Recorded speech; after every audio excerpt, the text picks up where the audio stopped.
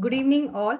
I heartily welcome you all, and it's my great pleasure to address all those who have gathered in this webinar with Mr. Pratyush Kumar, an assistant professor at the Department of Computer Science and Engineering, IIT-Madras, since April 2018.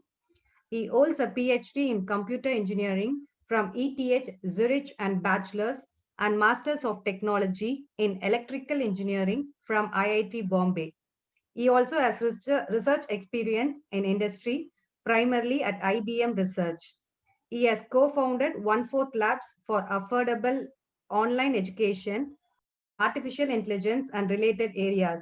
He has also started uh, Artificial Intelligence for Bharat as a working group to solve practical problems with AI. Good evening, Pratyush. Good evening. There was some issue with the unmuting. So very happy to be part of this webinar and welcome to all of you who have interesting questions to ask. Yes, looking forward. First question, what is the actual industry requirement, deep learning and computer uh, Vision. vision? Okay, so this is a question about, I guess the format is that you will show me the question and I'll take maybe a couple of minutes to answer. Yes, And Pratyush. keep going in the order that it comes, right? So what is the actual industry requirement for deep learning and computer vision? Yeah, so the industry requirement is something that is changing over time. Most of the industry requirement currently is on supervised learning, right? So learning where you have a pair of X comma Y, input comma output, and you try to find the appropriate mapping using deep learning models. And computer vision, I would say, is the #1 application, right? So it has applications in different domains, including healthcare, for example, in manufacturing, when you're manufacturing different devices, you want to ensure that there is no defect and so on. So in the industry, if you look at the subset of deep learning, computer vision plays a major role. Everything around security, like facial recognition, looking at traffic, looking at object, looking at, for example, the vehicle in front of you. All of these are computer vision tasks. So this is the dominant part. But if you ask more broadly for data science and deep learning, I think there is greater requirement for data science and data analytics. And deep learning is still rather a smaller portion, especially in India.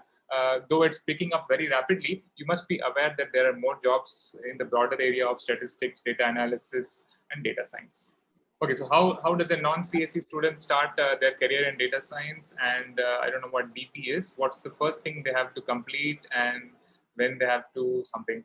Okay, so a non-computer science student in data science, well, of course, you don't have a degree in computer science, so you might be not having as much expertise in programming. So that's the first thing you want to pick up. Take up a language, something like Python or Julia, learn these languages. Usually it also helps to learn a low-level language like C or Java, which later will give you more discipline in your programming. So that's the first thing. Then if you really see what is required for data science, it's typically a bunch of mathematical tools. You need to understand statistics well, you need to understand probability, linear algebra, calculus, optimization. All of these are common subjects, whether you're doing mechanical engineering, aeronautics, whatever you're maybe studying. All these mathematical topics are quite similar. So if you know these mathematical things reasonably well, and if you have a good grasp on programming, you should start feeling confident that you can do well in data science. Of course, taking up a course in data science would help for that. So don't feel discouraged that you're not a computer science student. I think you can easily pick up these skills as you go. Yes. How important is communication skill for a data scientist? Okay. Well, a data scientist, if you really see what they do in a company, and they often talk to maybe a client or maybe an internal business unit, and they get some data from them. Typically, there is some kind of a existing problem that is required to be solved. And this problem is not specified in terms of a data science problem. They don't say, go compute the mean of this, or they don't say, go try to plot this in a histogram. And they have a very generic problem statement. So the first skill required for a data scientist is to understand what the business problem is. So being able to communicate to others, find out what the actual problem is, what does the data say, how do I represent the data, what is actually needed, this really helps. The other thing that really helps is after you finish your data science, maybe you did some modeling, maybe you have an SVM, you've fitted to the data and so on. At that point, you need to go back to the business unit or the client and explain what you did. Even there, communication plays a big role, because the other side does not know about what data science is, what SVM model is, and so on. You need to be able to explain what you have achieved. What does it give? What does accuracy mean? What does accuracy of 70% mean, etc.? And then be able to have a conversation on what is required to improve the model. Do you need more data? Do you need different kinds of compute? Is it just that you cannot improve the accuracy? It is just noisy data. All of these things need to be carefully communicated to the other side. So throughout the process, from the beginning to the end, communication is very important. So I would rate it very highly. If you're learning data science and trying to become a data scientist, also work on your communication skills. How do you present ideas? In fact, these days, many students and professionals also, they maintain blogs on their work. So maintaining a medium blog, or maybe writing often on LinkedIn. All these are considered good practices to showcase what you already know. So I think communication is an important skill and you should focus on it. What could be A the... question from Aneja Devatipta. Okay. Okay, I Which think... is better, PyTorch, keras, or something else? Okay, I felt like we skipped one question, but okay. Which is better, pytorch, keras, or something else? Okay, so these are all frameworks for deep learning. For those who don't know, they are all based on Python. Keras, in fact, is, you can think of it as a wrapper on top of TensorFlow, which is perhaps more known to people. Keras is a bit more easier to get started. But these two techniques, one is PyTorch and one is TensorFlow and related frameworks, they have one fundamental difference, right? Why is PyTorch called PyTorch, right? The Pi stands for Python. Because the models that you write, the optimization that you do with PyTorch is very Python-like. So you create a model by just creating different stack layers. Then you say, okay, I have this loss function, and then you pass the data for inference, and then you pass the data back for backpropagation. All these steps are done in a way in which you can exactly pinpoint this line of the code is actually doing this particular part in PyTorch. Whereas with TensorFlow and also Keras, it is not like that. You have to first create a graph, and this graph is then executed by calling a session and so on. So PyTorch is very preferred in the research community because it's very easy to debug it. It's very easy to understand what is going wrong. If maybe your vector alignment is not happening, maybe the tensor dimensions are not the same, you can go and exactly find out. So debugging becomes easier with PyTorch, whereas TensorFlow is typically faster, right? So TensorFlow, given that it is creating a graph and running it, so TensorFlow is good for running things much faster. The difference is not so high. PyTorch is not that much slower. But the way to think about it is, if you're trying to do some experimentation, you're trying to change the model, add new loss functions, layers, PyTorch is the best option. After you have finished creating your model, you want to deploy it on a phone, on the browser, on a device, on a GPU, TensorFlow is better. Okay, so think of it like a process. Yes. Ashish, what could be the future scope of data scientists in the field of medicine?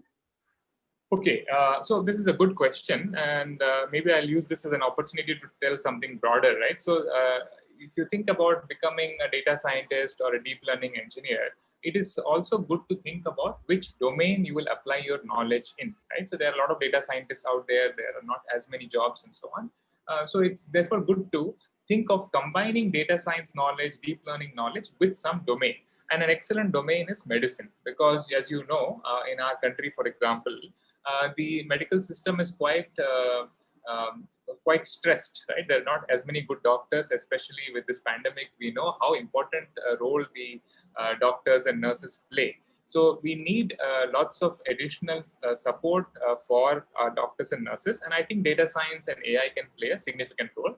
And people have recognized it. I think for quite some time now, for at least 15 years, a lot of work has been happening on using data science and recently deep learning for medicine. So it is, I think there's a lot of scope.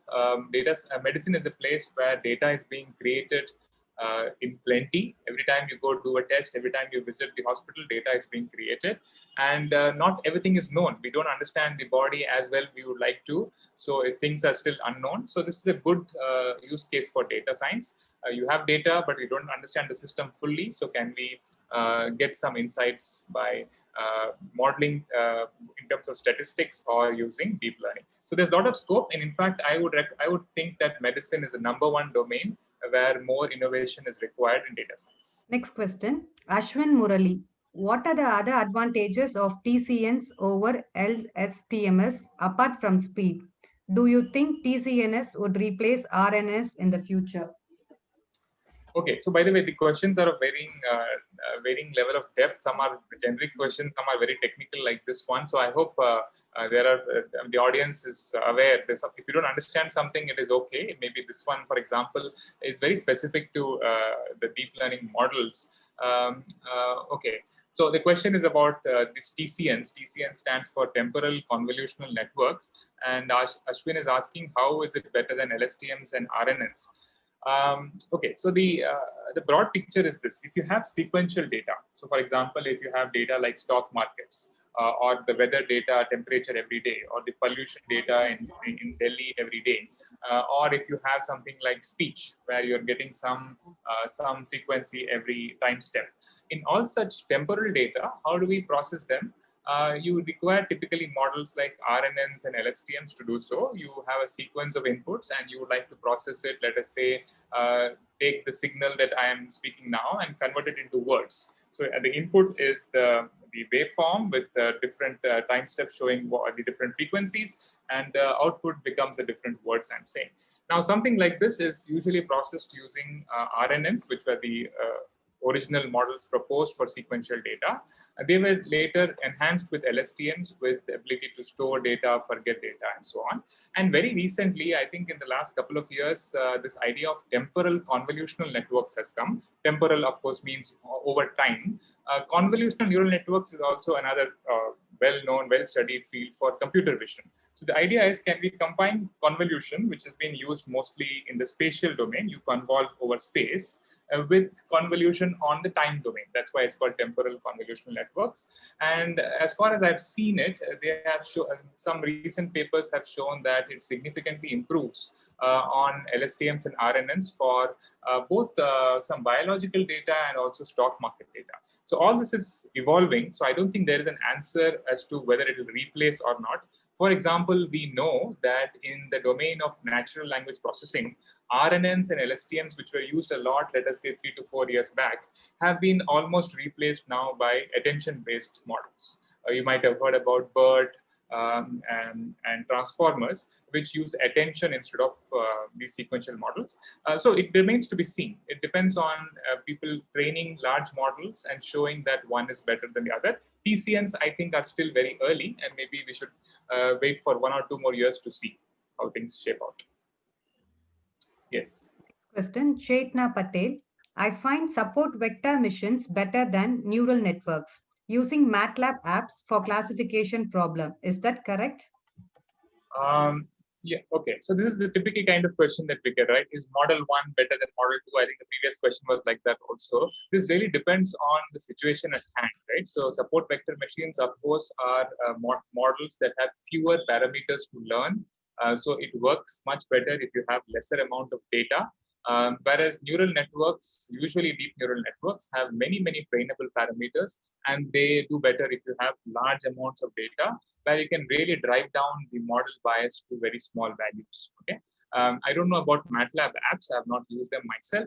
So this is the basic idea. If you're working in a low data regime, then using models like support vector machines or SVMs makes sense. If you're working with lot amount of data, then neural networks make sense. Typically, when we have rich media, so let's say if you take images or speech or language, these are high dimensional data sets, right?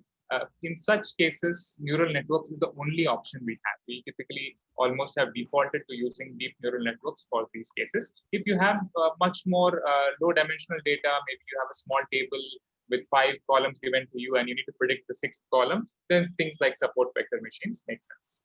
Yes. Gopinath, yes. How to overcome the challenges in self-driving car in India using data science? Okay. I guess this is a real-time issue. I mean, this is a real-time opportunity when they can do it using your deep learning or data science course. Right. Yeah. So as you might be seeing quite a bit in the news about autonomous driving and so on in the West, of course, Tesla has been using it in their vehicles, at least for the highways, for quite some time. and many other companies, Waymo and others, have been building technology for this. It is still not there yet for deployment. Even in the West, it's still not ready for deployment because it's a very hard problem, right? We should appreciate the complexity of this problem. If you expect a car to drive around in the road where anything could happen, people could cross, maybe the signal could change abruptly, another car could come at a lot of speed.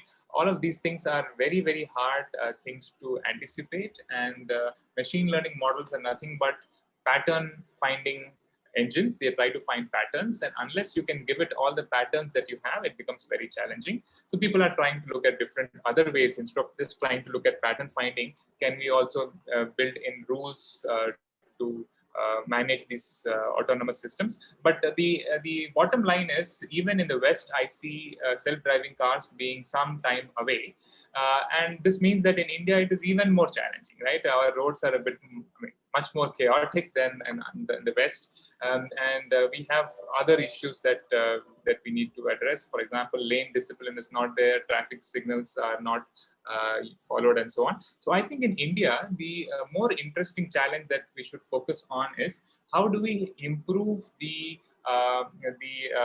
driving conditions for a driver.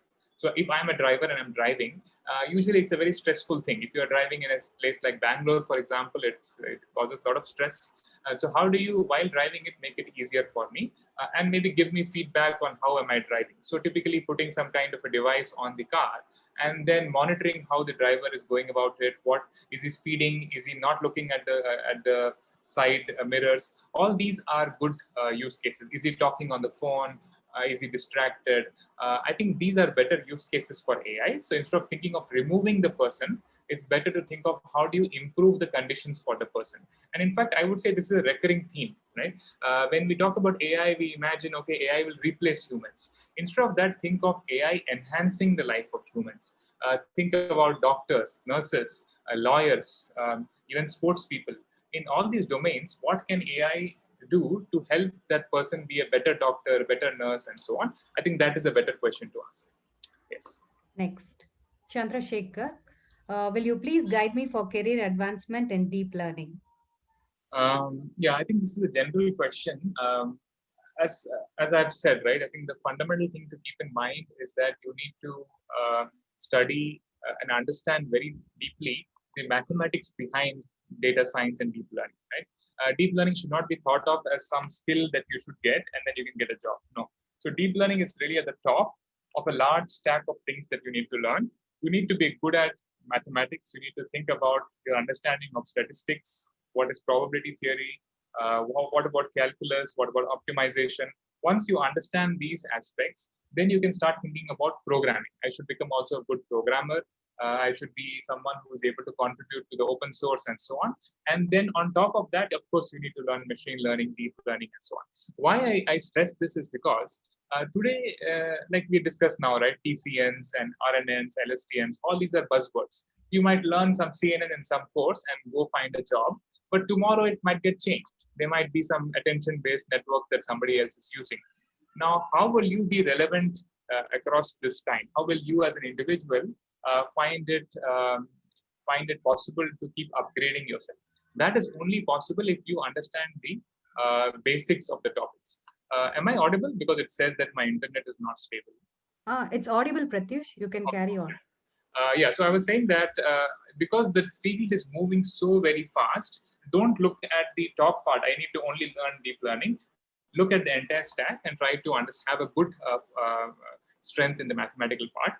After that, because you asked about career advancement, this is about education. For career and finding jobs and so on, I think working on problems that are put out there on Kaggle, trying to solve them, putting out solutions on GitHub, trying to write blogs. These are usual things that students and professionals have been doing to show that they understand these topics well.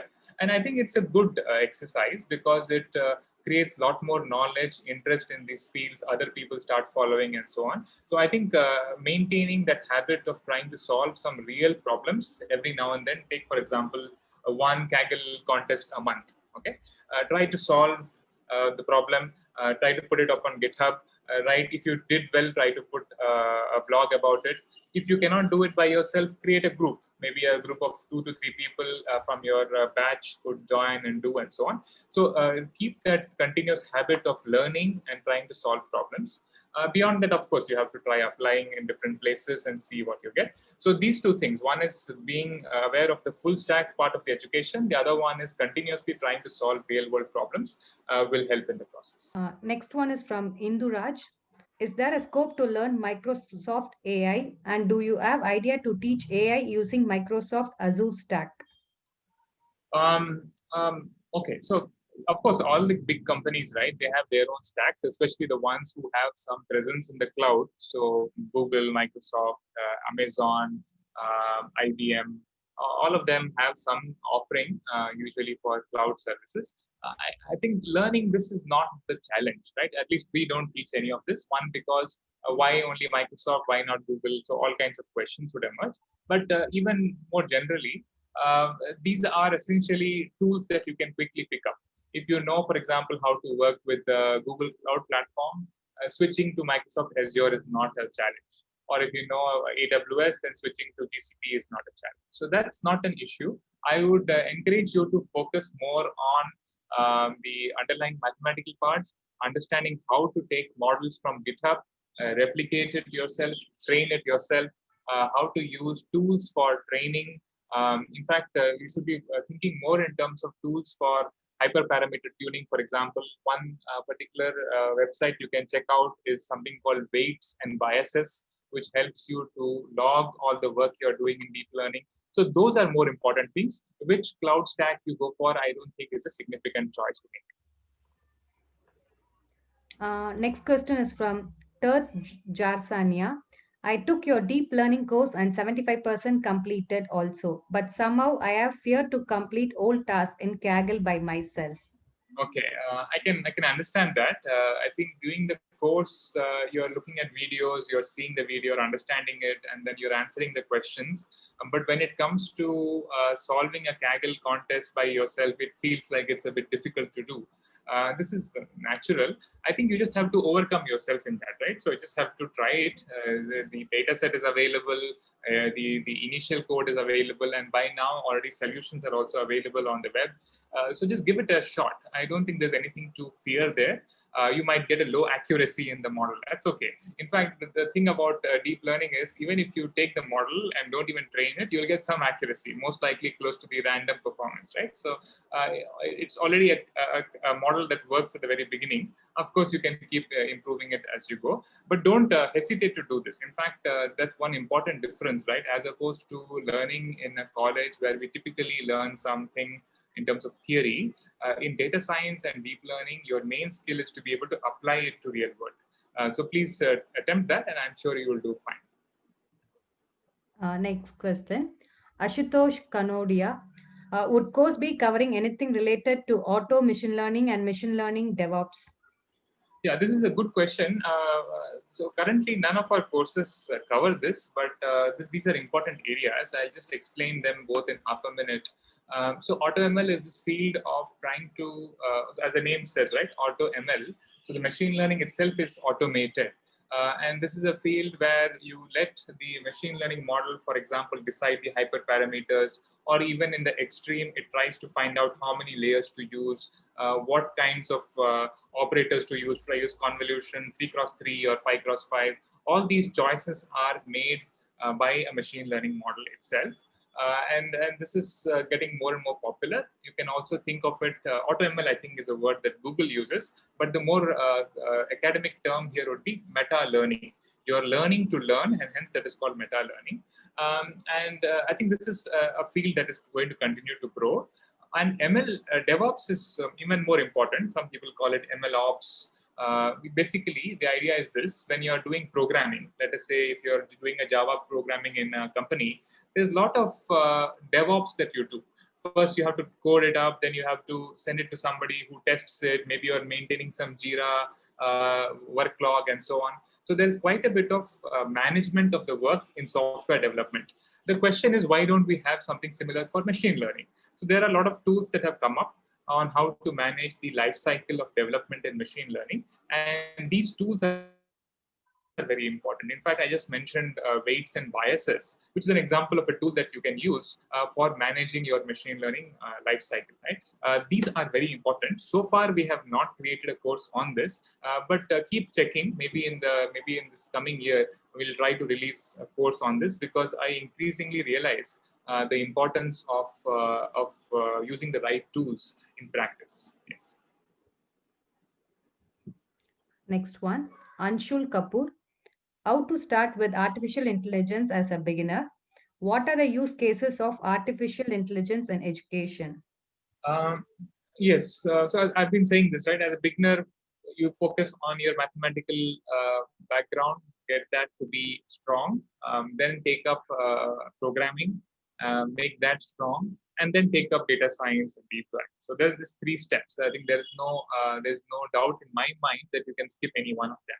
You need to get your mathematical foundation strong.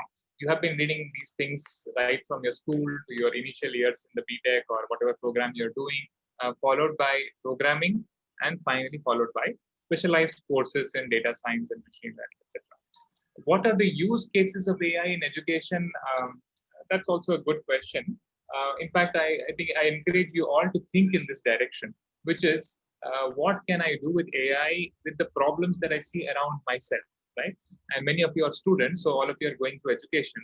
So you should ask the question, how can AI help improve education, right? And in this year, we know we have all shifted to online education. You're all using videos and learning and so on. So what are the good use cases for AI in education? So one use case that I can mention maybe is automated practice questions. Imagine you're doing a course and you are maybe doing a deep learning course, and you finished one particular topic. And how do you know that you really understand this topic? Of course, you have finished the video, you liked the video, and there were some 2 or 3 questions at the end of it. You got maybe half of them correct. But beyond that, how do you know for yourself that you understand this topic? For that, you can have a large question bank of questions that are related to these topics, maybe the one that you did now and the one that came before it, and so on. And you can be given a carefully chosen subset of those questions to answer. If you do well in those questions, maybe the AI agent would know that you understand these kinds of topics well, and then it can recommend the next harder set of questions. Okay, so essentially, 2 things are happening here. There's a good model of what this particular topic looks like for knowing, let us say, for knowing optimization, you should know about derivatives. So there is that kind of modeling of the course itself. In addition, there is some personalization that is happening. If you do not know derivatives, it might go back to some earlier topic, right? So maybe it will talk to you about functions, for example. So you might personalize the experience of the questions that you are given based on how well the student is answering it. What does this do? It ensures that every student is spending more time on those topics in which they are lacking today. So if they have 1 hour to study, instead of doing very tough questions or very easy questions, they are doing questions at the level in which they will learn the fastest. Okay, so this could be one thing to think about. There might be other ideas as well, in that you can use AI in education, but this is one thing that you all experience today. In online education, you don't have interaction with the teacher, but can the question generation step itself act like a personalized teacher? Yes. Next one, question from Hussein. Most people are doing career change towards data science, but not getting jobs. What should be the approach for this? Yes, I think that's a valid question. There's been a lot of hype around data science and machine learning for a while. Everybody says, okay, if you want a job, then do data science course, you'll get a job. These are all wrong ideas that are being spread, and we should not. We should correct those wrong ideas, right? See, how do jobs get created when there are companies that are providing products and services which need these things and are making enough money, then they want to hire more people, right? That's the basic idea. Now, of course, we in the country have many large IT companies, some of them Indian, some of them multinational, which are working in this space. And this space is also growing. More people are going to the cloud, more people are analyzing data and so on. But at the same time, there is only a fixed number of jobs, right? And therefore, to be able to say that if you do a course, you will get a job, I think this is a wrong. This is the wrong conception that has been spread, especially by people who try to teach these courses at very expensive prices, right? So, Pratyush, your voice got dropped. okay, am I audible now?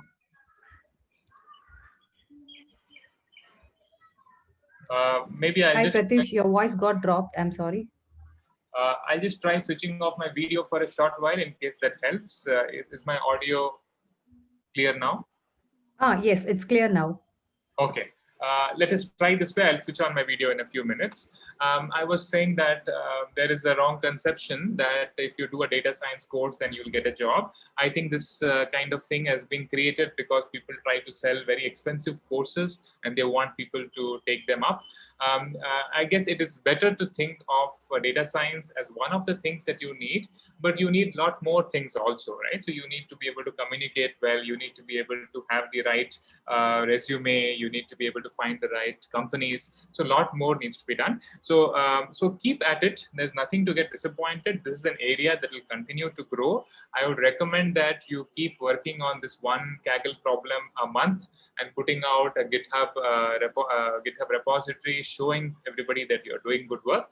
And I'm sure that over time, as you keep building your skills, there will be opportunities that you would get. But please, let's avoid this misconception that if I do a 6-month course, I will get a job. That's not how it works. A question from Madan. How can we get closer to accomplishing artificial generalized intelligence? What challenges have to be scaled to do so? Okay, this is a big question. So artificial generalized, okay, so AGI is what is used, artificial general intelligence, and even the definition of AGI is not clear. Different people use different things, but the broad sense is that AI becomes good at many, many tasks rather than the narrow intelligence it has today. For example, if I build a model for playing chess, then it cannot play some other game like maybe snake and ladder or something like that, right? Snake and ladder doesn't have much of a choice, but it cannot play, let us say, Go, right? So I would like to then move from narrow intelligence to broad intelligence, where the same AI model can play different games or do different tasks and be good at all of them, right? For example, how we as humans can read English, read Tamil, read Hindi, or talk to different people, jump, dream, all kinds of things we are able to do, right? So the idea is, can AI become more broader at what it does? And there are different definitions of what the singularity is, which is when AI becomes as good as humans. So as I said, there is not much consensus on the definition of it, and some people even think that this is not the right thing to be going after, right? It's hard to define AGI, it's hard to build models for AGI. Instead, let us continue to focus for now on building models which are good at individual tasks. And over time, as we start building many of this, we will have some breakthroughs which enable us to go towards AGI. And I tend to agree with this camp, right? So I tend to believe that there is so much value that we can add to people by first using AI as it is today, using deep learning to solve problems of practical relevance. There's so much work to be done in that space. Of course, we need some, as the second part of the question says, what challenges have to be scaled to do so. There are some fundamental issues with the way we train our models today. They require huge amounts of data, right? Let us say when you learn to drive a bicycle, how many minutes did it take, or how many hours did it take, or at the most it took a few days, and then you learn to ride a bicycle. But if you try to teach riding a bicycle to a robot, I think it will take hours and hours, maybe even days of feedback to learn it, right? So that is one problem. How can you learn with little supervision? The other problem is to be able to generalize across domains. Can I have generalization from speech to text to vision? Can I generalize all these different sensory modalities? That's one more challenge. And then there are a bunch of other challenges also, like common sense. How do I have a notion of common sense about the world and its details in AI? So there are many difficult theoretical challenges to be overcome. But for us here, I would imagine the more important thing is to focus on existing AI problems and create value for society with them. Yes. Next one. Question from Lokendra. Can I solve problems like corruption, water, poverty, politics law, and many more problems of the world through data science?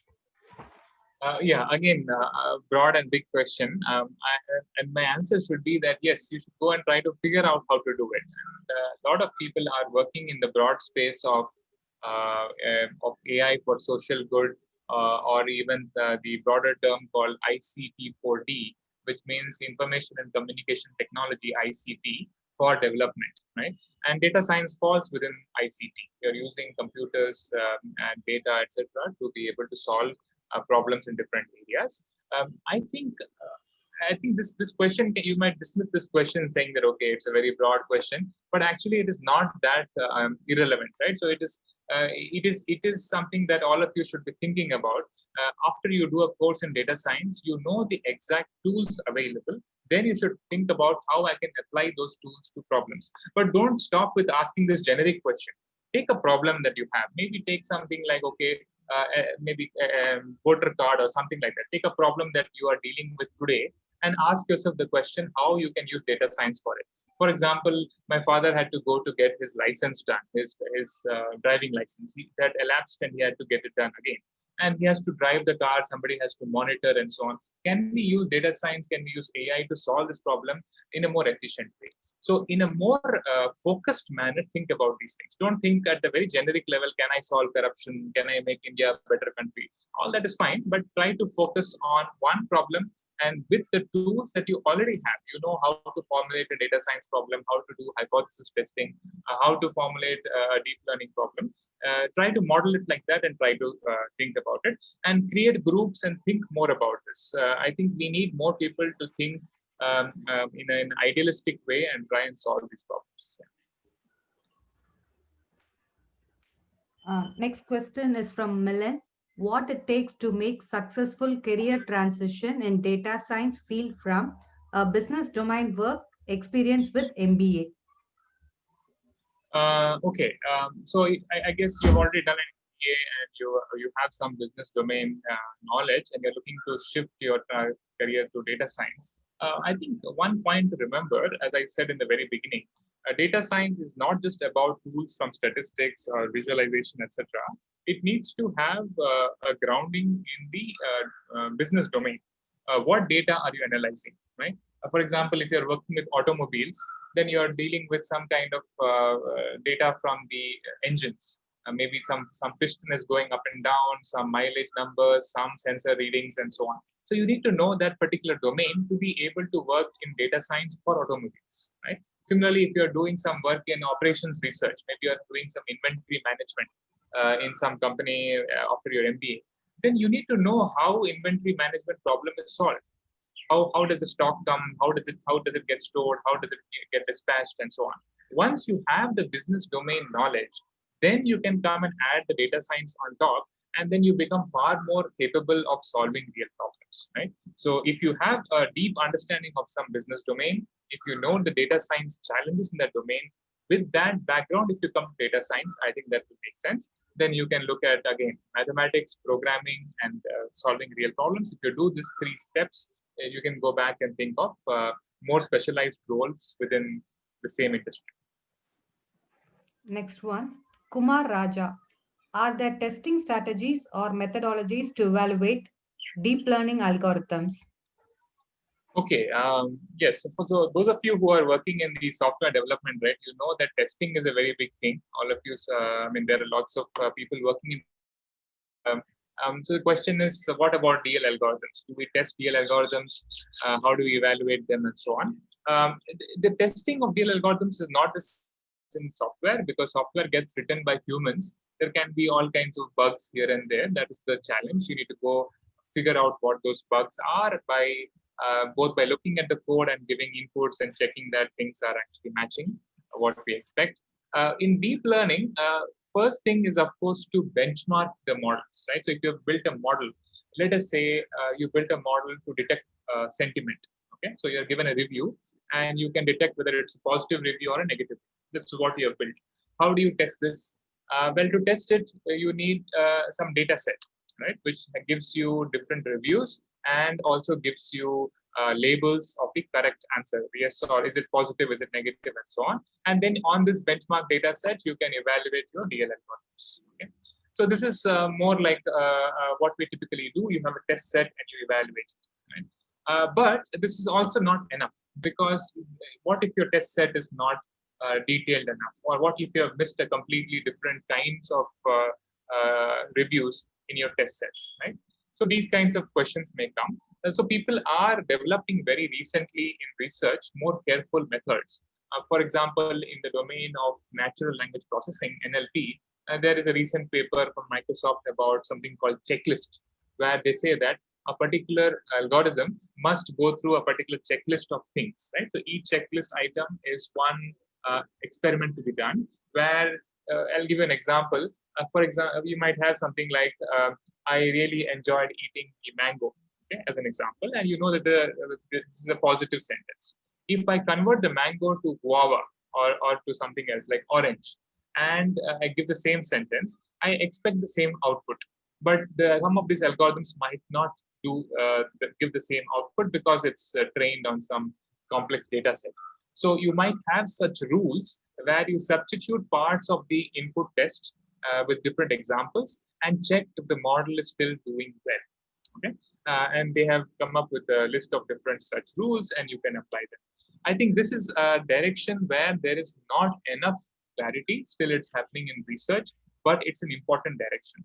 You might be seeing all the debate that is happening online about bias in DL algorithms. All right. These algorithms might have bias towards one community or one type of data and so on. Now, to be sure that there is no bias, there are a bunch of tests that you can do, and these tests must be carefully done. So this is an emerging area, and if you're interested, you should definitely follow the research that is happening. But it is one where there are still not many job roles or anything in the industry, but definitely of research interest. Yes. Next is from Ramani. What will happen if the deep learning is not in the future? What are the impacts in future? Okay, yeah, I guess the question is, okay, what if I learn all of these things, but then there is no deep learning in the future? It becomes not that important in the future. That's why I think it's important to not think of learning deep learning as a skill, right? If you know the underlying fundamental mathematics, then you are more capable of overcoming any changes that you might see in these areas. So something like, for example, calculus is not from for 10-15 years, right? It has been there for 2-3 centuries now, and these things are the underpinning ideas behind machine learning and deep learning and so on. So if you have a good grasp on the mathematical fundamentals and also on the programming tools, then whatever the changes come, so instead of deep learning, if there is something else, maybe there are other methods people are using, you can also upgrade yourself to that. But it is clear to me that this idea of working with data and trying to learn insights from data instead of explicitly modeling input-output relations, deriving it from data, that idea is not going away. That's quite a powerful idea. What methods we use, what tools we use, they may keep changing, but I think you should feel confident that you should be able to learn these things as the changes happen. Yes. Next question from Siddhant. Your opinion on the increasing applications of GANS? GANS, okay. Again, this is more of a detailed question for those who already know deep learning. GANS, as the G in GANS stands for generative. Most of the work that is done in deep learning is usually things like classification and regression. So where you're either classifying between a few classes or you're trying to find a real number as the output. In generation, you're trying to generate output. You're trying to generate, for example, music, or you're generating text, or you're generating an image. So you're outputting a rich media output. And I think GANs have been around for, I think, 5 to 6 years now, and quite a bit of the work happened around 2016, 2017. And now they are also continuing to be in prominence because of this fake news, fake photographs, fake videos. You might be seeing things on different social media platforms.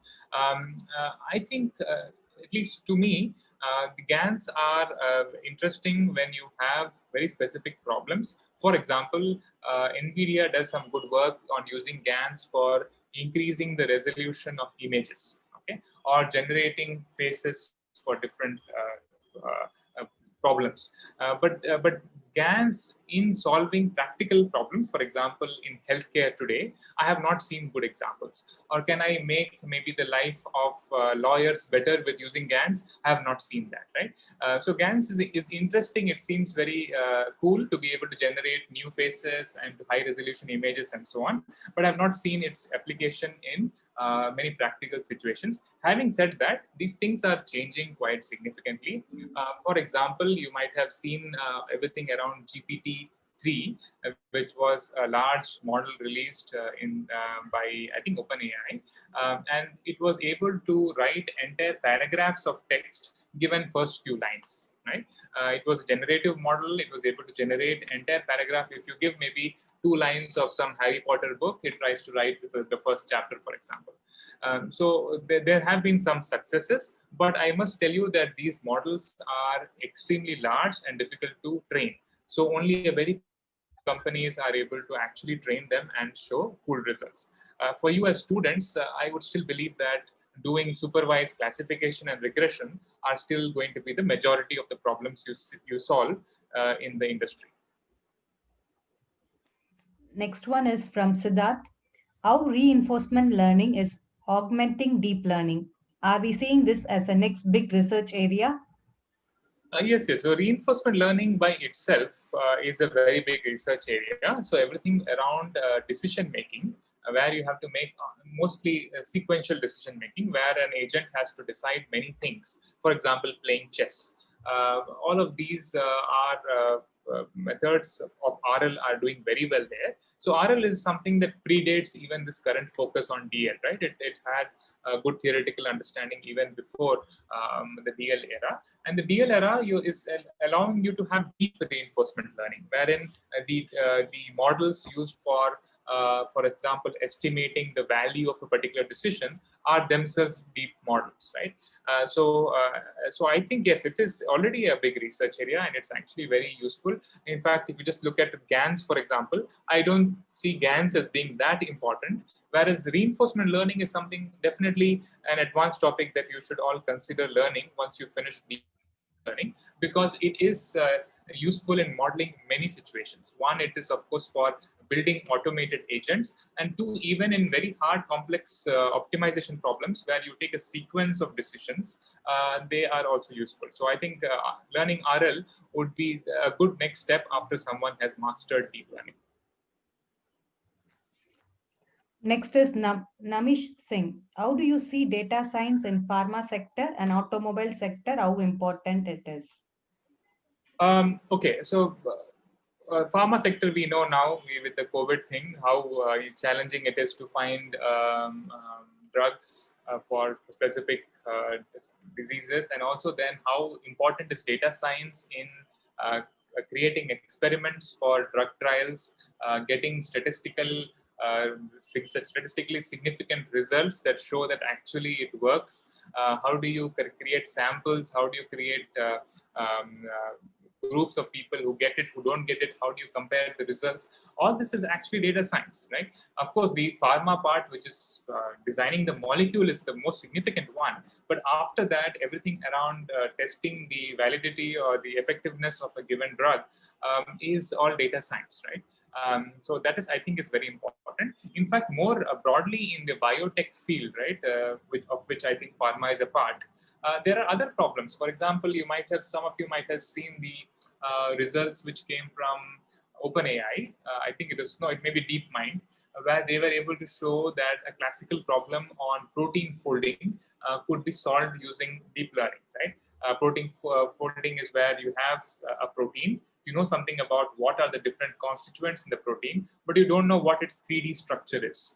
And they were able to show how to use deep learning to solve what is the classical problem and improve on the best known accuracy by several points, right?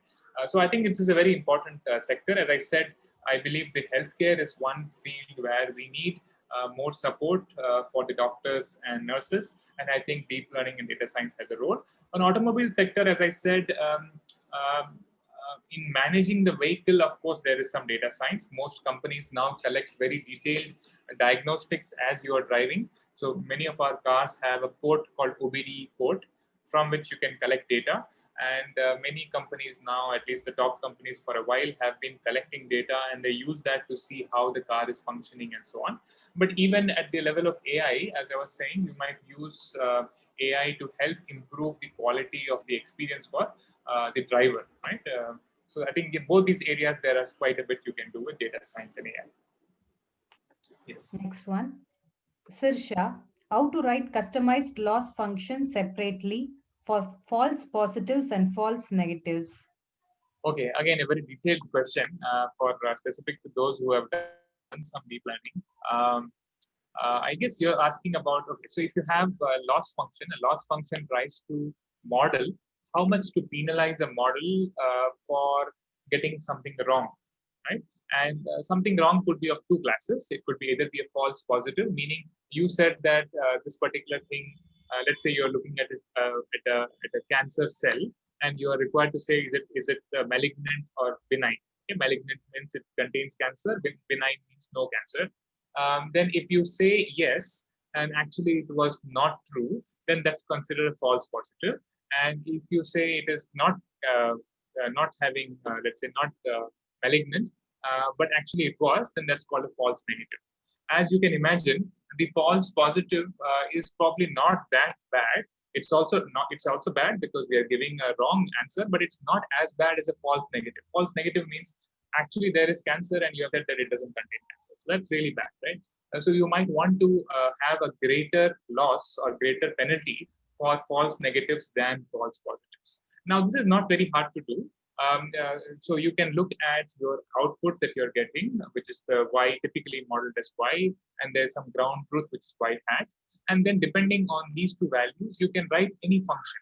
So you can have, let's say in this case, y and y hat will be just Boolean values. And for all the different 4 cases, you can put different functions and combine them, right? In fact, this is what we do when we do something like a cross entropy loss. We actually have different terms for the different values of y.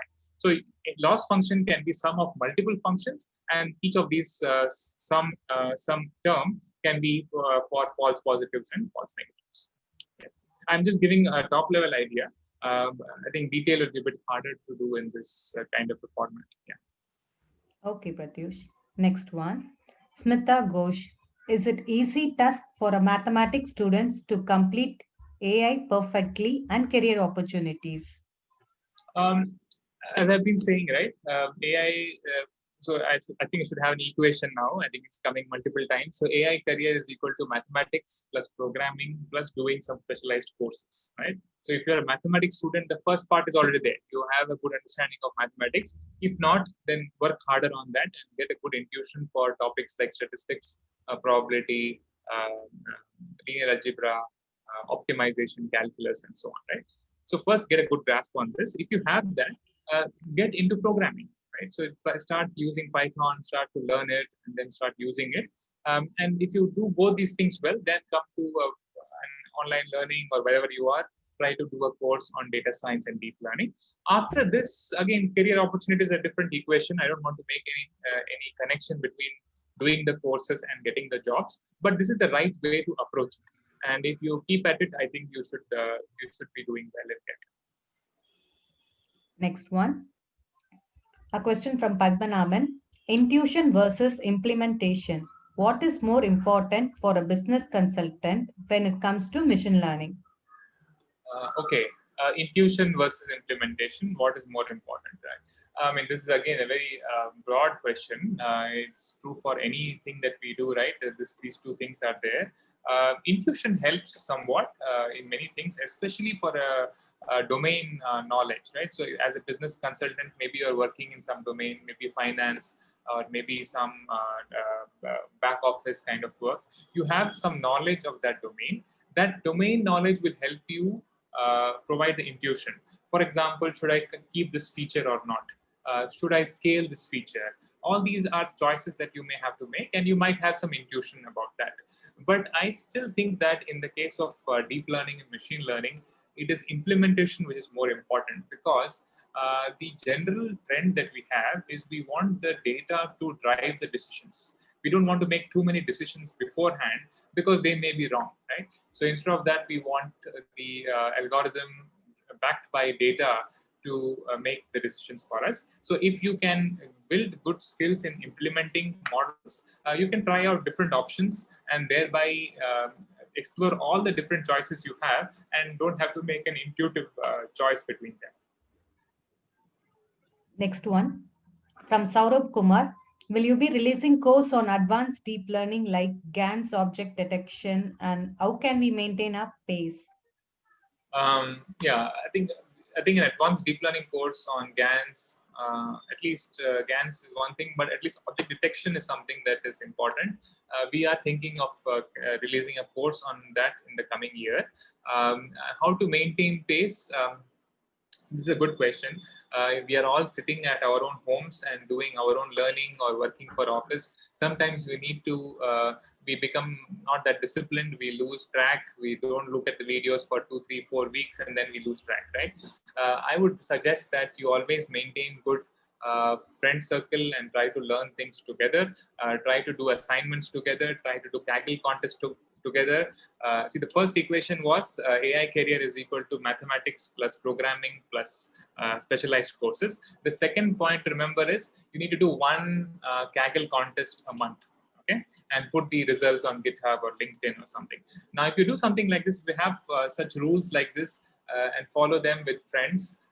Try to have friends who are also equally passionate about it. I think then you'll be able to maintain the pace. Yes. Next one, question from Dharmaraj. Contribution of deep learning and data science in satellite image processing. Okay, so as you know, right, we have, as a country, we have a pretty good space department. So ISRO is doing a lot of good work, and we are very proud of them. One of the things they've been doing is to put out satellites, and we get satellite images from our satellites. Of course, there are also commercial companies which give you satellite images, and there are many good use cases of what you can do with satellite images. I'll give you an example. In Chennai, we always have this water problem. So we have some reservoirs around the city, and at some point we would like to know how much water is there and so on, right? Of course, the reservoirs have levels and all that, and the government is able to see. But what about collecting data from satellites to see what the extent of the water is and use that to estimate how much water actually is? So the satellite has very high resolution cameras. You can actually see the extent of the water. In fact, many of you would have seen Google Maps and so on, Google Earth, where you can see exactly your rooftop and so on, right? So that is one use case. You can try to track natural bodies like forests and water bodies and so on. Another example could be that you can, in fact, one use case that I know is people were trying to, there was a company that was trying to tell you for your house, how much solar energy can you get? So by looking at your house on the Google Earth, they can tell you what the area of your terrace is. And if you were to put solar panels in a particular angle, how much of energy will you make in one day, for example, on an average day? So this is a good example of what you can do with satellite imagery. One more example could be to model, for example, playgrounds.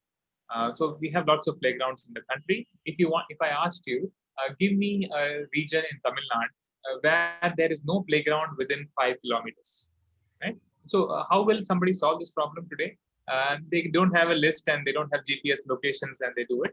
But with satellite imagery, you can think of doing this, right? So you can actually say that such things which are round and large, they are typically playgrounds.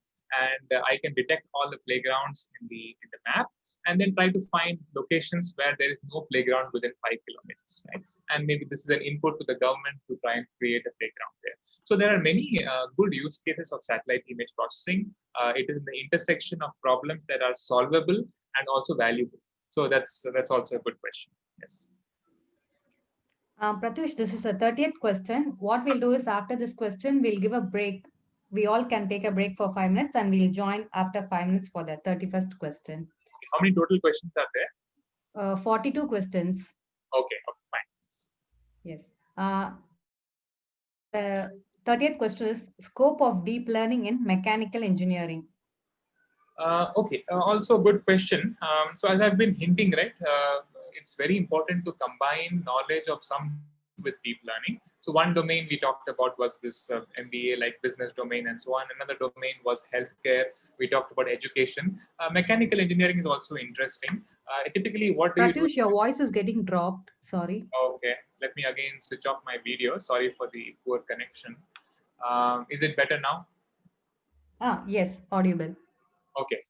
As I was saying, for mechanical engineering, one of the things that is often done is to simulate certain things. For example, what will be the amount of G force on a vehicle as it is turning at this angle, or maybe what is the stress on this particular component as some water is flowing through it.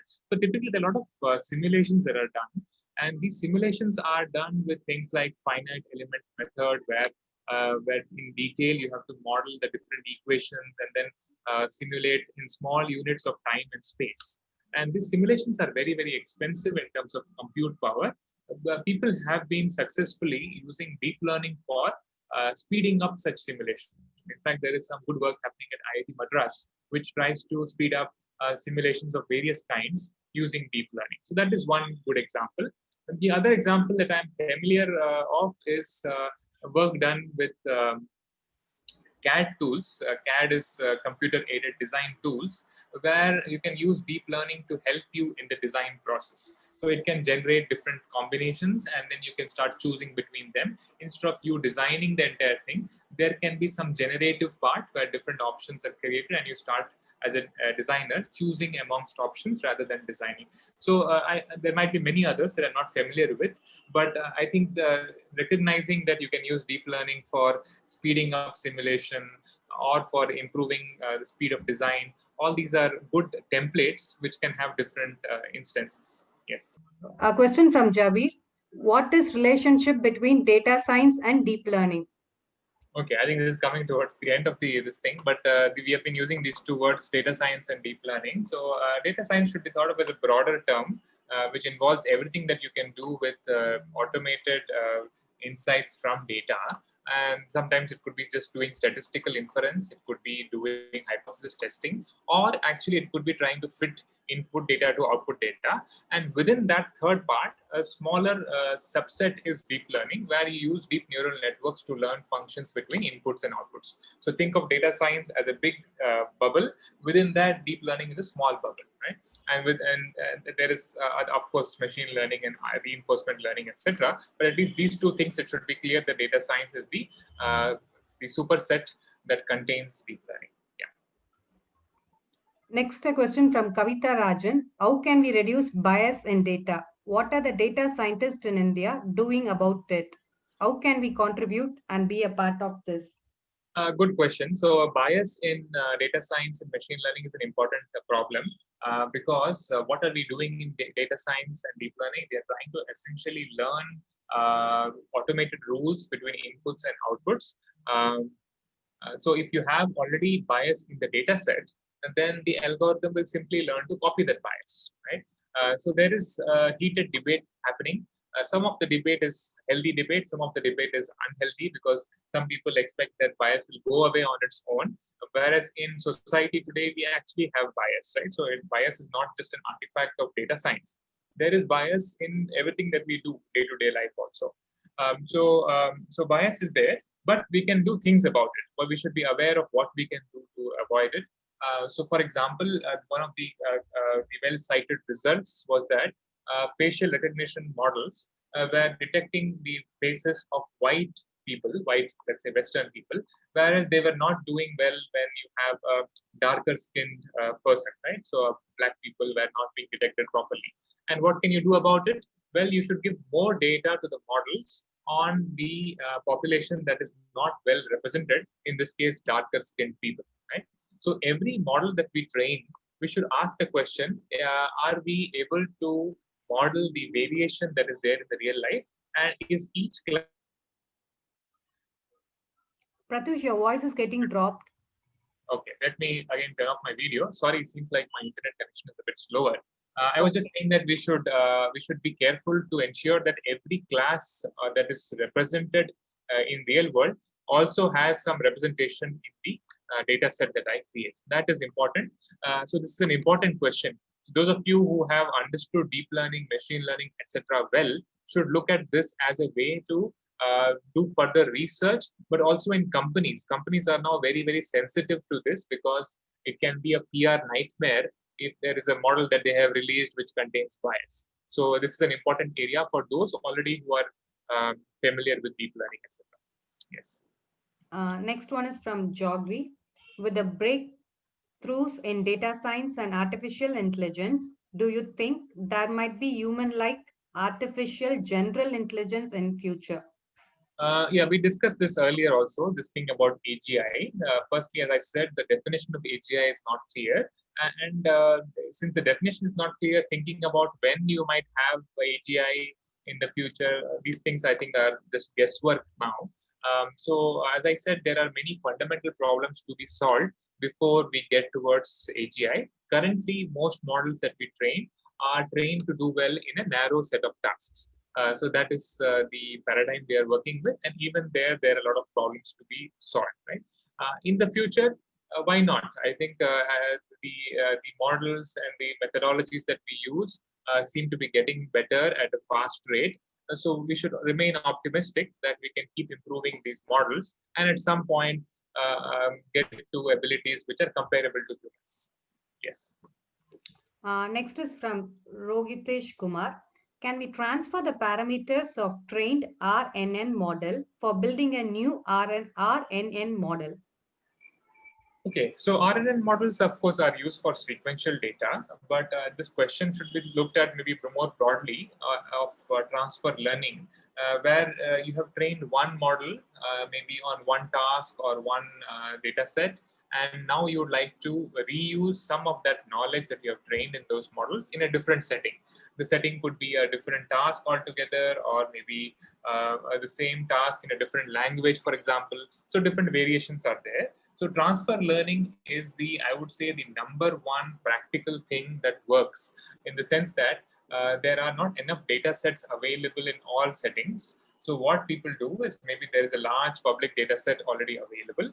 They would train the model on that, and then they would fine tune or specialize the model for data set that they have.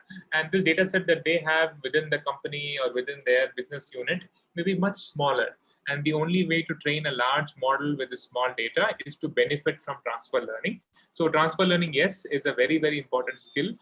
So you should consider, for example, one simple thing that you can consider doing is take a large model like a VGGNet, for example, which is a convolutional neural network. Train it on something like ImageNet, which is a large data set, and then fine tune it for some other task of image classification. This is a good way to learn how transfer learning works, and also to see the benefit that it provides. I think it is a very important practical skill to have. Next one, it's from Money. Recently heard about machine learning flow and cube flow. Could you please explain this? Yeah, so we talked a bit about this earlier. I had mentioned that rather than worrying about Google, AWS, Microsoft stacks, and so on, it may be more useful for you to learn tools which help you in ML ops. Just like we have DevOps, I think you should think of ML ops. How do you create models? How do you version control models? How do you search for hyperparameters in models? How do you store the checkpoints of models? How do you store the loss plot? How do you compute test accuracy, train accuracy at different points? All these are things which can be systematized, and the tools like MLflow enable you to do that. The other example that I gave was weights and biases. Again, a similar tool like MLflow, but I think slightly better because it lets you do things on the cloud itself. This is very, very important. So even for your course projects or whatever online kaggle contests you're running, you should think of using these tools. They are usually free, and you will find them quite helpful in what you're doing. Next one from Akshit. Sir, how to proceed in machine and deep learning and data science after completing your both Padai courses on? Please guide us. Okay, so I think if you have done the courses well, you have a good background in data sciences and deep learning. There are other advanced things that you could learn. For example, you could try to learn things like object detection or NLP or reinforcement learning. All these are useful things. But you may also go deeper in the areas you already learned. For example, in deep learning, try to solve practical problems, try to attend these Kaggle contests, try to go for harder and harder contests. Those things also may be interesting. Or if you're interested and inclined towards research, then start reading research papers. You will find that most of the vocabulary you will have, but you may need to put some more effort to understand. So there are different options. Either you can go to learn more topics like reinforcement learning, GANS, object detection, NLP, and so on. Or you can try to solve problems on Kaggle, go for harder and harder problems. Or you can go towards research by reading papers. So depending on where you are in your career, you can take different paths. Next question is from Karthik. Given the growth of auto machine learning, is a formal education in statistics or analytics still necessary? What's your opinion as an educator? Okay, yeah, good question. So I think we discussed AutoML before, wherein there are ML techniques being used to automate the process of, for example, hyperparameter tuning. And as I said, this is an interesting area. An extension of AutoML is the area called neural architecture search, wherein the entire architecture of a neural network itself is being searched by a machine learning model, right? And that is gaining a lot of popularity, by the way. But what we find is that these methods are computationally extremely expensive, and they can only be afforded by a few large companies and so on. Whereas if you're trying to train a simple model somewhere, it is much better to be using your own intuition, your own knowledge to do it. But things could change. Maybe AutoML becomes more efficient in the future. But this does not mean that the basic understanding of statistics, probability, linear algebra, optimization, calculus, all these things do not go away. Because who is going to be good at using these tools? If there's something like AutoML, only a person who understands these basic ideas well would be good at using these tools, right? So though the tools may evolve, the methodology may evolve, I think knowing these things well today should be the first attempt, right? And I would also add to that, since you asked about opinion as an educator, as an educator, I think the main thing I would say now is that we are all forever lifelong students. The time when you did degrees until 20 and then worked for 40 years, that is gone, right? Today, everybody is required to continue learning throughout their careers, throughout their lifetimes. And technology is going to rapidly evolve, and people must continue to upgrade as they go. So this is a given. I think we should all be ready to do this. But within that, today, wherever we are in deep learning and data science, understanding that well is very important. Next is from Akai. What is the min system requirements for a PC or laptop if I want to use it for deep learning or data science? Okay, yeah, this is also a practically useful question for many students. So it depends a bit on what you are going to do with it, right? So if you are trying to learn data science, for example, then mostly any standard PC that comes around 50,000 should do, right? There is not much requirement. In fact, you can also use free cloud resources like Google Collaboratory, Kaggle kernels, etc., which give a reasonable amount of compute power. And even for a basic deep learning course, this should be fine, right? But if you're going to train large deep learning models yourself, and you are not able to live within the constraints of Google Collaboratory or Kaggle kernels. So typically, Google Collaboratory gives you 3 hours. I think free Kaggle kernels can give you more, but not more than 1 day and so on. If you're training even larger models, then getting a laptop which has a good GPU may help. Typically, the NVIDIA GPUs are better suited for deep learning. So one might take an RTX series GPU card, which I think if I look at the typical prices, it's anywhere between 75,000 to 1.25 lakhs, right? So if you really want to train large models, you should do this. But I would not encourage spending that money beforehand. First, use the cloud resources with the laptops that you have, and see that you get to a point where you aren't able to use it any further, and then go for buying. Why? Because these technologies are changing very rapidly. If you are able to delay the purchase by 1 year, you might get much faster or much larger GPU memory. Next is from Kiran Kumar. Most of our learning happens via unsupervised learning. But how is that problem not considered in deep learning? Okay, as I understand, what he's asking is, we as humans seem to learn in an unsupervised way. Why is deep learning not able to do that, or something like that? Yes, as I said, right, there is a big gap Pratyush, between. your voice is getting dropped. I'm sorry to interrupt. Oh, okay. I have also turned off my video. This is surprising. Okay. Is it any better now? Yes, it is better now.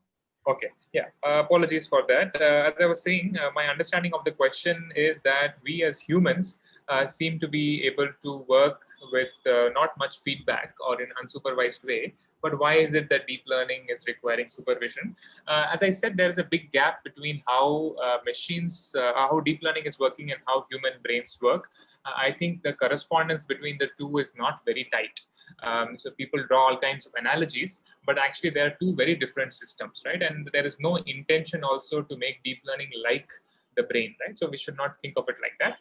But it is true that one of the fundamental problems to solve with deep learning in the journey towards AGI is how can we learn with lesser supervision? How can it learn to generalize better, right? It cannot be unsupervised mostly, but at least with less supervision, how do you do it? I think it's a fundamental difference in how the models work. The deep neural networks that we have today have many, many parameters, millions and even now billions of parameters. And to train such large networks with gradient descent, you need large input data. There's no way of overcoming that. We would need fundamentally different ways of modeling to overcome this problem. Yes. Next is Sanjay Chaudhary. Why do we say data is the new oil? Okay, you might have heard this. I think oil is what gives money, I suppose, in the last century at least.